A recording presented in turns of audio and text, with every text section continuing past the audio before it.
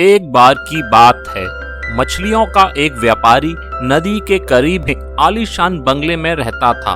उसके दो बड़े प्यारे लेकिन बहुत ही नटखट बेटे थे।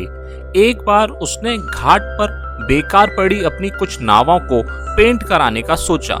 अगले दिन सुबह सुबह बाजार से एक पेंटर बुलवाया गया। व्यापारी ने उसे नावें दिखाई और काम समझाकर अपने धंधे पर निकल गया। जब वह दोपहर को लौटा तो घर के बाहर लगी भीड़ देखकर घबरा गया। उसके दोनों बेटे काफी देर से गायब थे और बहुत खोजने पर भी नहीं मिल रहे थे। रो रो कर बच्चों की माँ की हालत बहुत ही ज्यादा खराब थी।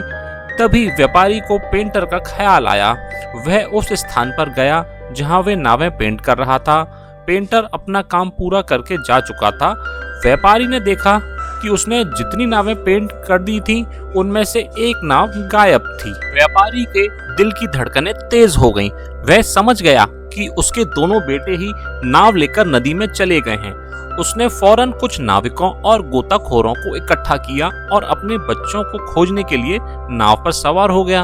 अभी कुछ ही दूर गया था कि दूर से एक नाव आती हुई दिखाई दी। थोड़ा करीब आने पर साफ हो गया कि ये उसी की नाव थी और उसमें बैठे उसके दोनों बेटे सुरक्षित थे। व्यापारी ने गहरी सांस ली और तेजी से अपनी नाव उनकी तरफ ले गया। अपने पिता को देखकर बच्चे डर गए, क्योंकि उन्हें पता था कि बिना किसी से पूछे उन्हें नाव ले जाने की अनुमति नहीं थी। वे डरते डरते अपने पिता के करीब आए, पर पिता ने उन्हें डांटने के बजाय गले लगा लिया। किनारे पर बच्चों की माँ और आस पड़ोस के बहुत से लोग इंतजार कर रहे थे। बच्चे नाव से उतरते ही माँ से लिपट गए। सभी के जाने के बाद व्यापारी बच्चों की नाव के करीब आया और गौर से उसे देखने लगा। इसके बाद उसने फौरन एक आदमी को पेंटर को लाने के लिए भेजा। जब रास्ते में पेंटर को इस घटना का पता चला तो वो काफी सहम गया था। उसे लगा हो न हो बच्चों की नदी में जाने की घटना का इल्जाम उसी पर लगने वाला है और उसे इसकी सजा भी जरूर मिलेगी। पेंटर डरते डरते व्यापारी के सामने पहुंचा। उसे देखते ही व्यापारी ने प्रश्न किया, तुमने आज क्या क्या काम किया? जी, आपने जो नावें दिखाई थी मैंने बस उन्हें रंगने का काम किया। पेंटर थोड़ा हिचकते हुए बोला। तुम्हारी मजदूरी कितनी हुई? व्यापारी ने पूछा। जी 500 रुपए, पेंटर ने उत्तर दिया। व्यापारी अपनी कुर्सी से उठा और उससे गले लगाते हुए बोला, नहीं, तुम्हारी मजदूरी 500 रुपए नहीं बल्कि 50,000 रुपए हुई। और ऐसा कहते हुए उसने पेंटर के हाथ पर 500 रुपए की गड्डी रख दी। पेंटर और वहाँ मौजूद सभी लोग हैरत से व्यापारी को देखने लगे। किसी को कुछ समझ नहीं आ रहा था कि आखिर व्यापारी ऐसा विचित्र व्यवहार क्यों कर रहा है। इससे पहले कि कोई कुछ पूछता, व्यापारी ने सभी को संबोधित करते हुए कहा, आप लोग सोच रहे होंगे मैं ऐसा विचित्र व्यवहार क्यों कर रहा हूँ और 500 रुपए के काम के लिए 50,000 रुपए क्यों दे रहा हूँ।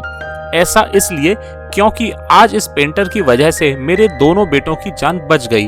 दरअसल वे जिस नाव को लेकर नदी में गए थे उसमें एक छोटा सा छेद था, मगर नाव को पेंट करते वक्त इनकी नजर उस छेद पर पड़ी और इन्होंने बिना किसी से पूछे अपने आप उस छेद को भर दिया, जबकि ये इनका काम नहीं था और ना ही इनको इसके कोई पैसे दिए गए थे।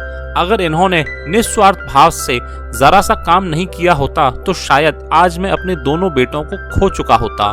मैं अब जीवन भर के लिए इनका ऋणी हो चुका हूँ और ये छोटी सी रकम इनकी अच्छाई के सामने एक मामूली सा तोहफा है। ऐसा कहते हुए व्यापारी ने अपनी बात पूरी की और वहाँ उपस्थित सभी लोग पेंटर के सम्मान में तालियां बजाने लगे। दोस्तों, वे कोई बहुत बड़ी चीजें नहीं होती हैं जो एक आम इंसान को महान बनाती हैं, बल्कि वे छोटी छोटी चीजें होती हैं जो आपको महानता तक लेकर जाती हैं। आज की इस दुनिया में जब ज्यादातर लोग सिर्फ अपना फायदा देखकर काम करते हैं, पेंटर का एक छोटा सा निस्वार्थ काम कितना महान बन गया। अतः इस कहानी से सीख लेते हुए हमें नेक काम करने के छोटे से छोटे अवसर को भी गंवाना नहीं चाहिए और खुद से ऊपर उठकर इस दुनिया को संवारने का प्रयास करना चाहिए। धन्यवाद दोस्तों।